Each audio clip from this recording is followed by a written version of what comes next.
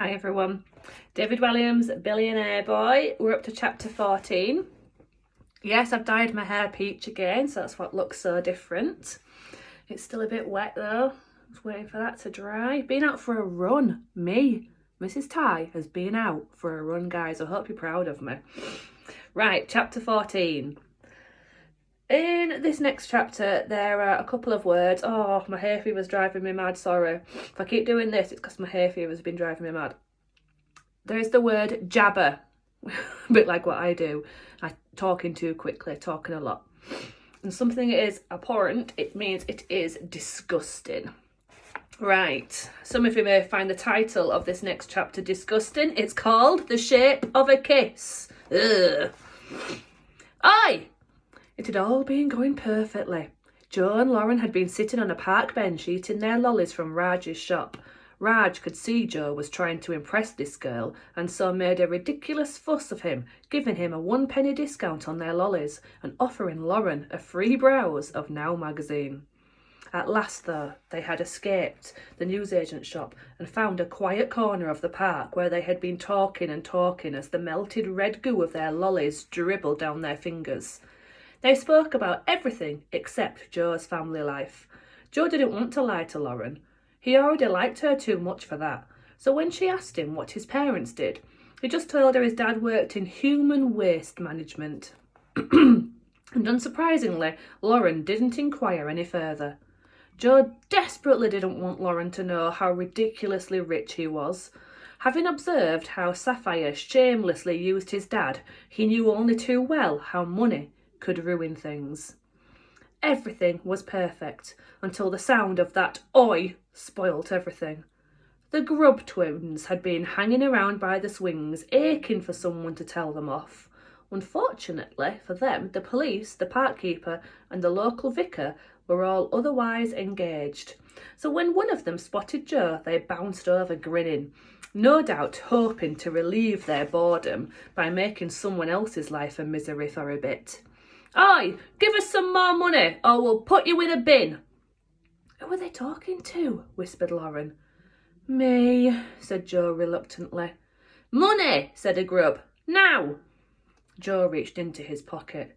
Maybe if he gave them each a £20 note, they would leave him alone for at least a day. What are you doing, Joe? Asked Lauren. I just thought, he stammered. What's it got to do with you? Said Grubb 1. Joe looked down at the grass, but Lauren handed Joe what was left of her lolly and rose from the bench. The Grubbs shifted around uneasily. They weren't expecting a 13-year-old girl to literally stand up to them. Sit down, said Grubb 2, as he or she put his or her hand on Lauren's shoulder to force her down onto the bench. Lauren, however, grabbed his or her hand and twisted it behind his or her back, and then pushed him or her to the ground. The other Grubb charged her, so Lauren leapt into the air and kung fu kicked him or her to the ground. Oh, wow. I bet the Grubbs were not expecting that. Then the other one leapt up and tried to grab her, but she karate chopped him or her on his or her shoulder, and he or she raced off screaming in pain.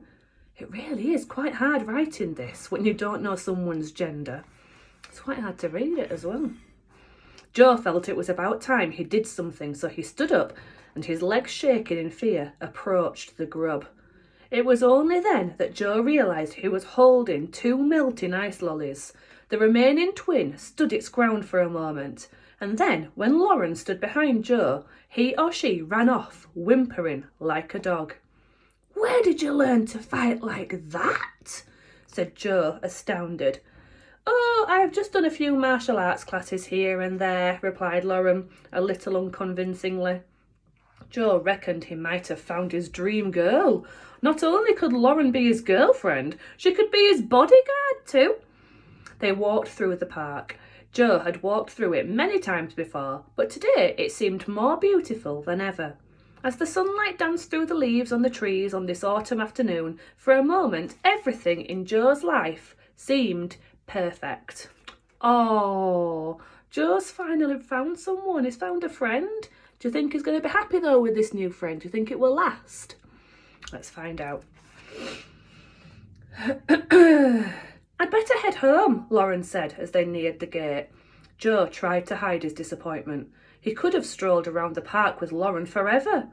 Can I buy you lunch tomorrow? He asked. Lauren smiled. You don't have to buy me anything. I'd love to have lunch with you though, but I'm paying, you understand? Well, if you really want to, said Joe. Wow, this girl was too good to be true. What's the school canteen like? Said Lauren. How could Joe find the right words for that? Well, it's great if you're on a strict diet.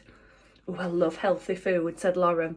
That wasn't quite what Joe meant, but it was the best place at school for a date, as it was guaranteed to be quiet. See you tomorrow then, said Joe. He closed his eyes and made his lips the shape of a kiss and waited. See you tomorrow, Joe, said Lauren before skipping off down the path. Joe opened his eyes and smiled. He couldn't believe it. He'd nearly kissed a girl. Oh, bless Joe. I don't think he nearly kissed a girl at all. She ran off, didn't she? Chapter 15, Nip and Tuck. There was something very peculiar about Mrs. Trafe today. She looked the same, but different. As Joe and Lauren approached the serving counter, Joe realised what had changed. The loose skin on her face had been lifted. Her nose was smaller. Her teeth were capped. That means she had like false teeth put over them so they looked perfect, like Simon Cowell.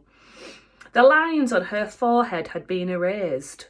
Her eye bags had disappeared. Oh, I'd like that. Someone could take away my eye bags. That would be great. Her wrinkles had gone. And she was still limping. There she is. Mrs. Trafe, you look really different, said Joe, staring at her. Do I? Replied the old dinner lady with mock innocence. Now, what do you two fancy today? Roast bat with all the trimmings? Soap souffle? Cheese and polystyrene pizza? Oh, it's hard to choose, faltered Lauren. You're new, are you, girl? Asked Mrs. Trafe. Yes, I just joined the school yesterday, replied Lauren, surveying the dishes and trying to work out which was the least horrible.